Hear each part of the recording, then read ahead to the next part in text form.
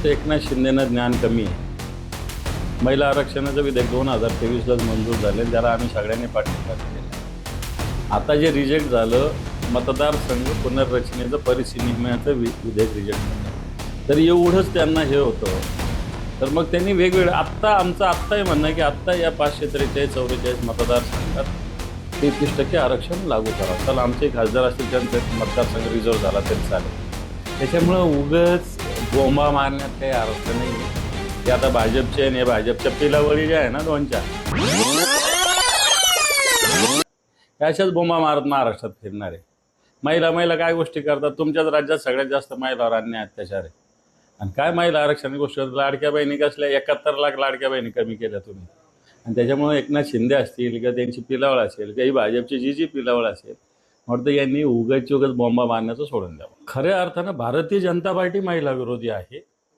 कारण 33% आरक्षण 2023ला विधेयक मंजूर झालेलं असताना त्याच वेळेस सगळे पक्ष म्हटले होते की ताबडतोब याचे लागू करा. पण त्यावेळेस भारतीय जनता पार्टीनं सांगितलं की जनगणना झाल्याशिवाय अशा पद्धतीनं करता येणार नाही.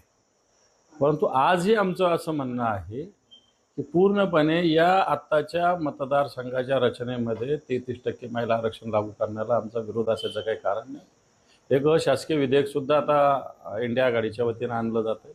परंतु भारतीय जनता पार्टी फक्त बोंब, मग ते बावनकुळे असतील नाही तर शिंदे असतील. भाजपने गेलं, भाजपचं सरकार आहे ना राज्यात. भाजपचं सरकार या राज्यामध्ये, या देशामध्ये जर मुली बेपत्ता होतात तर भाजपचे पोलीस काय करतात. आणि माझी माहिती अशी आहे, मी त्या भागात दौरे केले मागच्या काळात. मोठ्या प्रमाणावर गुजरातचे कॉन्ट्रॅक्टर तिथे येतात आणि या मुलींना फूस लावतात आणि पळवून घेऊन जातात. असे सुद्धा माझ्याकडे माहिती आहे. विशेषतः आदिवासी भागामध्ये अशा घटना मोठ्या प्रमाणावर घडतायत. आत्ताच्या घडीला गुजरातचे लोकांना मोठ्या प्रमाणावर गुत्तेदारी तिकडे करतात आणि त्या भागातल्या आदिवासी मुलींना फूस लावतात आणि पळवून नेतात. मला असं वाटतं दोघांच्याही बोलण्यामध्ये जे काही आहे, मला असं वाटतं आपण वातावरण खराब करू नये. ज्या काही घटना घडल्या त्याला धर्माशी जोडू नये, असं मला तरी स्पष्टपणे माझं मत आहे.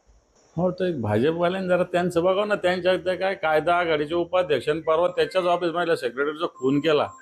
याच्याविषयी कोणी बोलतच नाही. टिकला लावला नाही आणि टिळी लावले नाही. ज्याचा त्याचा विषय काला, टिकली लावा नाही तर नका लावू, ज्याचा त्याचा विषय. ठीक आहे, लावली पाहिजे. हिंदू मुलींनी, हिंदू महिलांनी ही भूमिका असायला काहीच हरकत नाही, असलीच पाहिजे. मला असं वाटतं हे काही असत्य असं म्हणता येणार नाही. याच्यामध्ये अशा पद्धतीनं आत्ताचे जे गृहमंत्री आहेत हे राजकारणासाठी भोंदूबाबाचा वापर करतात. भोंदूबाबावर तीव्र कारवाई झालीच पाहिजे. पण भोंदूबाबा काय आजचा नाही आहे, वर्षभरापूर्वी का नाही झाली हा पण प्रश्न आहे. परंतु असे प्रकरणं राजकारणासाठी वापरले जातात, हे आपल्या महाराष्ट्राचं दुर्दैव आहे. काय करणार नाही निवडणूक आयोग. पण निवडणूक आयोग त्यांच्याकडे नोकरीला आहे, घरगडी. निवडणूक आयोग पंतप्रधानाकडं, अमित शहाकडं घरगडी आहे. कारण खरं तर मागच्या काळातच उद्धवजींनी भूमिका मांडली होती, पंतप्रधान असो यांनी सरकारी यंत्रणेचा वापर नाही केला पाहिजे. ते देशाचे पंतप्रधान आहे, भारतीय जनता पार्टीचे नेते, स्वतंत्र विषय आहे. परंतु देशाची प्रॉपर्टी असणारे विमान वापरले जातात, देशाची प्रॉपर्टी सगळी वापरली जातात आणि स्वतःच्या पक्षाचा प्रचार केला जातो.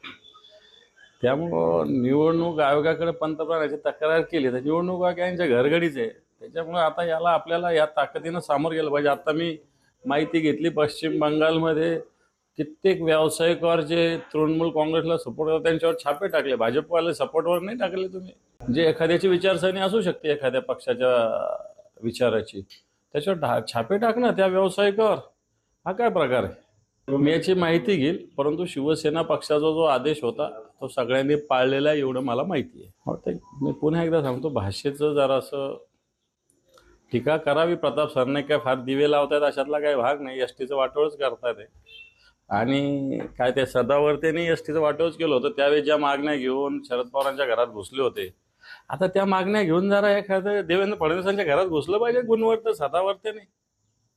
एसटीचं सरकारी कर्मचाऱ्याचा दर्जा एसटीला द्यावा, वेतनवाढीच्या विषयी गुणवंत सदावर्तेने कोविडच्या काळात आंदोलन केलं. त्याच्यावर पडळकर, सदाभाऊ खोदी मंडळी होती. शरद पवार साहेबांच्या घरात घुसले तर काही संबंध नसतात. मला असं वाटतं आता या लोकांनी फडणवीसांच्या घरात घुसलं पाहिजे या मागण्यांसाठी. प्रताप सरनाईक काय बावलंय. ते पण लोकांच्या मनात या अपघाताविषयी संदेह आहे, संशय आहे, तो काही अजूनही दूर झालेला नाही. हा संदेह, हा संशय दूर करण्याचं काम केंद्र आणि राज्य, कारण याच्यात केंद्राच्या तपास यंत्रणाचा सहभाग आहे, राज्याच्या तपास यंत्रणाचा सहभाग आहे, यांची जबाबदारी आहे. नाही, खरं तर असं जिथं जिथं होत असेल, कारण नोकरीच्या ठिकाणी असते तिथं धर्माचा कोणताही संबंध येत नाही. आणि आता असं प्रकरण घडलं असेल तर अमृता वहिनी आणि देवेंद्रजी किती वर्षानं गृहमंत्री आहे. फक्त मधला 2-2.5 वर्षाचा काळ सोडला तर 2014 देवेंद्रजीच गृहमंत्री आहे. तर अमृता वहिनींनी मला वाटतं बाहेर बोलण्यापेक्षा देवेंद्रजींना सांगितलेलं बरं होईल. मराठीच्या अँगलने ते झालेलं नाही. मला वाटतं संजीव जयस्वाल अंबानीची ती योजना आहे, अंबानीची पालखी तिथं ओढण्याचा पूर्णपणे प्रयत्न करतात अशी आमच्याकडे माहिती आहे. नाही, असं कोणी बळजबरी कोणत्याही धर्माविषयी जर बळजबरी करत असेल तर त्याच्यावर कारवाई झालीच पाहिजे. आणि हे प्रकरण आताच का होतात आणि आताच का उघड येत आहेत? मग देशाचे राज्याचे गृहमंत्री झोपलेले आहे का? भारतीय जनता पार्टीच्या काळात हा प्रकार का होत आहेत हा पण प्रश्न आहे ना. मला वाटतं उत्तर तेच येईल की असं करणाऱ्यांना चांगली कठोर भर चौकात उभा करून फासावर लटकवलं पाहिजे. पैसे असेल वगैरे हे तर स्वतंत्र, ज्याचा त्याचा विषय, कोणाकडे काय असतील आपल्याला त्याच्याशी घेणं देणं. पण अशा पद्धतीनं शस्त्र असतील ते अवैध असतील किंवा वैध असेल तरी ते कशासाठी दिले ना अवैध असेल तर ते त्याच्याकडे कसे आले हे प्रश्न आहेच. आणि मला वाटतं या शस्त्रास्त्रांचा वापर करून हिंदू मुस्लिम अशा पद्धतीनं जाणीवपूर्वक भेद करून जर अत्याचार अन्याय केला असेल तर अशा माणसांवर कडक कारवाई झाली पाहिजे. जयकुमार एका जिल्ह्याचं काम करणारे आहेत. फार मोठं राज्य किंवा देशाविषयी त्यांनी बोलू नये असंच मला वाटतं.